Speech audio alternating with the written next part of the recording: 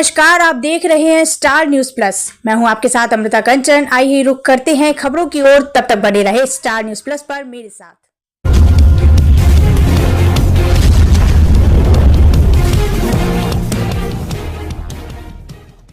हरियाणा चुनाव के नतीजों पर कांग्रेस ने सवाल खड़े कर दिए हैं। मतगणना में धांधली के आरोप लगाए हैं और अब मामले में पार्टी सांसद राहुल गांधी का भी बड़ा बयान सामने आया है। जम्मू कश्मीर की जीत पर जनता का आभार जताते हुए राहुल ने हरियाणा के नतीजों पर कार्रवाई की बात कही। राहुल ने ट्वीट किया कि जम्मू कश्मीर के लोगों का तहे दिल से शुक्रिया। प्रदेश में इंडिया की जीत संविधान की जीत है, लोकतांत्रिक स्वाभिमान की जीत है। हम हरियाणा के अप्रत्याशित नतीजे का विश्लेषण कर रहे हैं। अनेक विधानसभा क्षेत्रों से आ रही शिकायतों से चुनाव आयोग को अवगत कराएंगे। सभी हरियाणा वासियों को उनके समर्थन और हमारे बब्बर शेर कार्यकर्ताओं को उनके अथक परिश्रम के लिए दिल से धन्यवाद। हक का, सामाजिक और आर्थिक न्याय का, सच्चाई का ये संघर्ष जारी रखेंगे। आपकी आवाज बुलंद करते रहेंगे। राहुल ने साफ कर दिया कि वो इस मामले में चुप नहीं बैठेंगे। वो चुनाव आयोग तक जाएंगे और अपने सच के लिए संघर्ष करेंगे। बता दें कि बीते दिन कांग्रेस ने आरोप लगाया कि हरियाणा में ईवीएम के साथ छेड़छाड़ की गई है।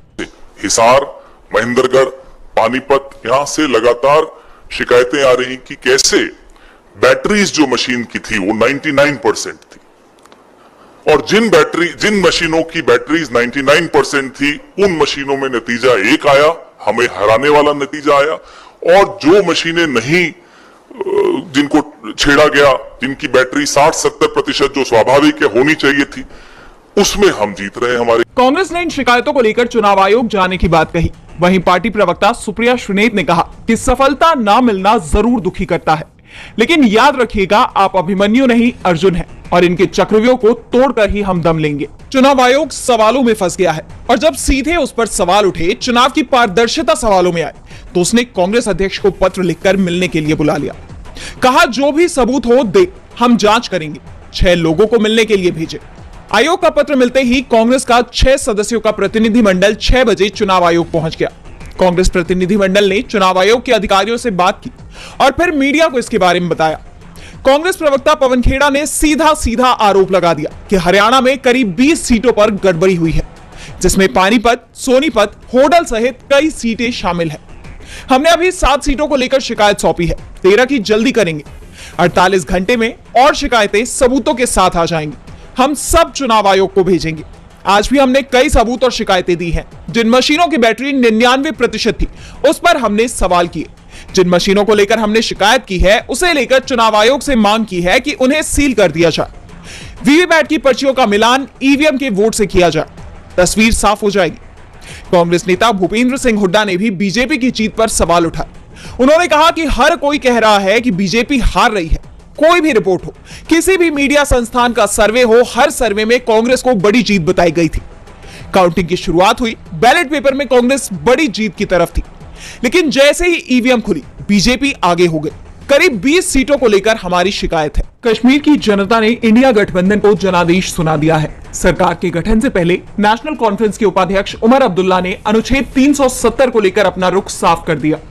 उमर अब्दुल्ला ने कहा कि हम कभी 370 पर खामोश नहीं रहेंगे, इस मुद्दे को जिंदा रखेंगे, कश्मीर को धोखा नहीं देंगे, लेकिन मौजूदा केंद्र सरकार से इसे बहाल करने की उम्मीद करना मूर्खता होगी। उमर अब्दुल्ला ने साफ कर दिया कि उनका राजनीतिक रुख नहीं बदलेगा। उन्होंने कहा कि हमने कभी नहीं कहा कि हम अनुच्छेद 370 के मुद्दे पर चुप रहेंगे या ये अब हमारे लिए कोई मुद्दा नहीं है, लेकिन हम लोगों को बेवकूफ बनाने के लिए तैयार नहीं है। मैंने हमेशा कहा है कि धारा 370 को हटाने वाले लोगों से इसे वापस पाने की उम्मीद करना बेवकूफी है। इसके आगे उमर अब्दुल्ला ने कहा कि जब तक केंद्र में सरकार नहीं बदली जाती और प्रधानमंत्री नहीं बदले जाते, तब तक अनुच्छेद 370 की बहाली पर बातचीत मुमकिन नहीं है। उन्होंने उम्मीद जताई कि आज नहीं तो कल हुकूमत बदलेगी, निजाम बदल जाएगा और एक ऐसी हुकूमत आएगी जिसके साथ वो इस मुद्दे पर बात कर सकेंगे और जम्मू कश्मीर के लिए कुछ हासिल कर सकेंगे।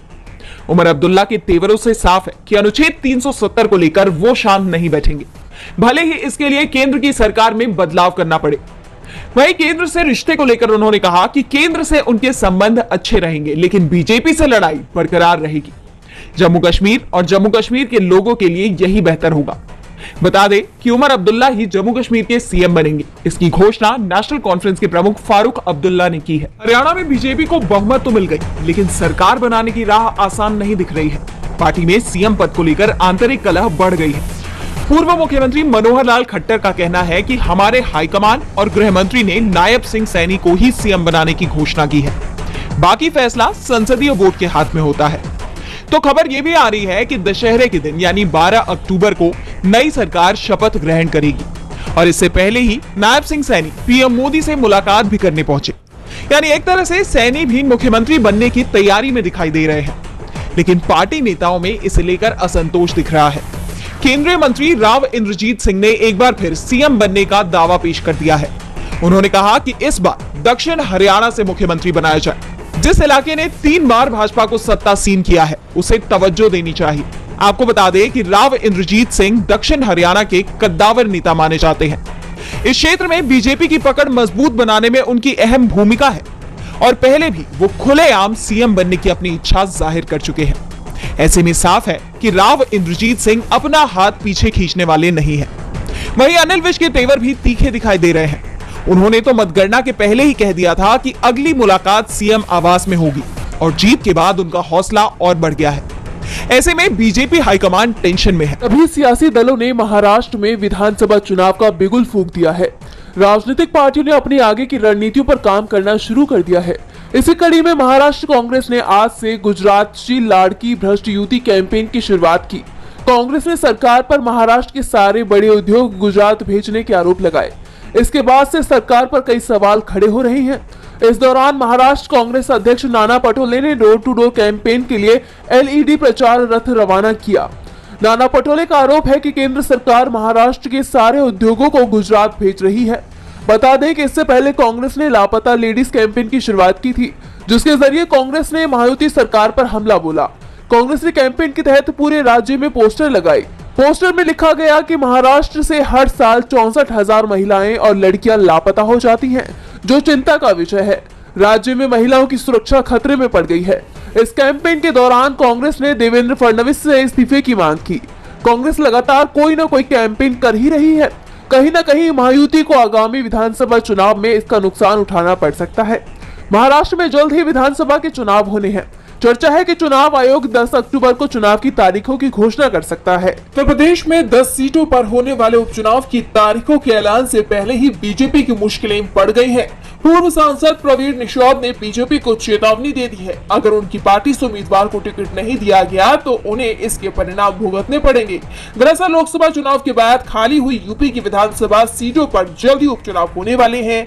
ऐसे में जहां समाजवादी पार्टी ने 6 सीटों पर उम्मीदवारों के नाम घोषित कर दिए हैं, तो वहीं अब उपचुनाव को लेकर एनडीए के सहयोगी दल के नेता प्रवीण निषाद से पूछा गया कि अगर मान लिया जाए कि आपको कटहरी और मंझवा से सीट नहीं मिलती है, तो क्या निषाद समाज इसे लेकर एनडीए का विरोध करेगा। इस पर उन्होंने कहा कि निश्चित तौर पर बीजेपी को इसका विरोध झेलना पड़ेगा। निषाद समाज कहीं भी जा सकता है। लोकसभा चुनाव में एक संविधान और खटाखट के मुद्दे पर जनता भ्रमित हो गई थी, जिस वजह से प्रदेश में बड़ी हार का सामना करना पड़ा था। अगर एक भी सीट निषाद पार्टी को नहीं मिलती है तो निषाद समाज के विरोध का बीजेपी को सामना करना पड़ सकता है। बहरहाल अगर ऐसे में बीजेपी ने निषाद पार्टी की मांगों पर ध्यान नहीं दिया तो बीजेपी को उपचुनाव में यूपी से बड़ा झटका लग सकता है। कोलकाता में आरजीकर मेडिकल कॉलेज और अस्पताल में महिला डॉक्टर के साथ हुई बर्बरता को लेकर आज भी देश भर में गुस्सा है। पीड़िता के लिए न्याय और डॉक्टर्स की सुरक्षा की मांग को लेकर जूनियर डॉक्टर सड़कों पर हैं। इन सब के बीच करीब 2 महीने की जांच के बाद सीबीआई ने पहला आरोप पत्र कोर्ट में पेश किया।